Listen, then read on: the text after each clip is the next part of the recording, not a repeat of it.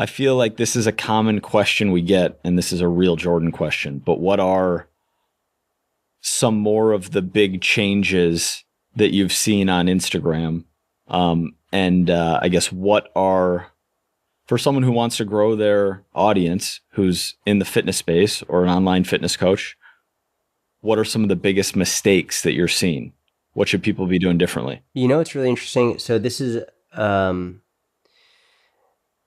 when I grew my audience, when I like started to grow it, like when it started to really take off in like 2017, when it really started to go a little bit crazy, it was really built on infographics, which the interesting thing about infographics is like they're inherently a little bit more boring. There's not really personality. It was purely education to the point of like, here's a simple, easy way to visualize this message. And that was it. And it was things that were easy to look at, easy to share, easy to screenshot. You got all the information you needed. Now, that doesn't work nearly as well. And I think the major reason is because the knowledge back then, it was so much less common. So few people knew that stuff. And the infographics really distributed that knowledge pretty rapidly to a huge amount of people. So I think it was novel at that time. But now, like intermittent fasting and calorie counting and all these things, they're not novel anymore. To some people they are, but so many people now know them. They're relatively common. Even you go into a regular bookstore nowadays, you see these titles and terms everywhere. Like even like a cousin of mine will be like, "Oh, I'm doing intermittent fasting." I'm like, that didn't happen 10 years ago. Right. 10 years ago, it was like people were like, "Are you sure you want to be doing that? Like that sounds dangerous," type thing. Now it's not about as much about here's what I'm trying to say. Now you need to have, I think it's important to have more of a personality.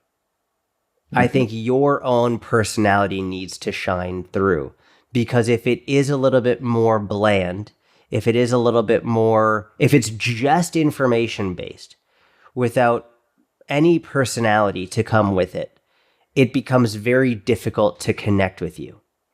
And in a world in which there are so many people putting out so much of the same or similar content, you need a way to stand out. And before, the way to stand out was you just through education, just through that. And there are still ways to do that. But in order to stand out with education, you've got to be saying things that the vast majority of people don't know, which is why, for example, I mean, one of the reasons, like there's a guy named Dr. Ids, who I think is really good. Like he's really good at referencing research and putting out a lot of science-based information that most people don't know or don't really have full access to or understanding.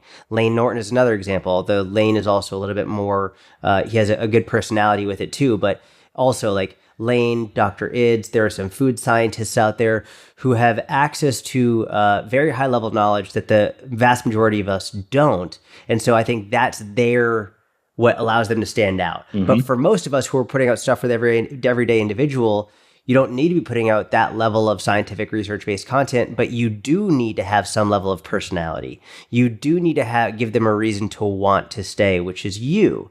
And if you are not either exciting or endearing or giving them a reason to connect with you, to relate with you, it's going to be much more difficult. What about someone who doesn't have, quote unquote, a big personality or a great personality?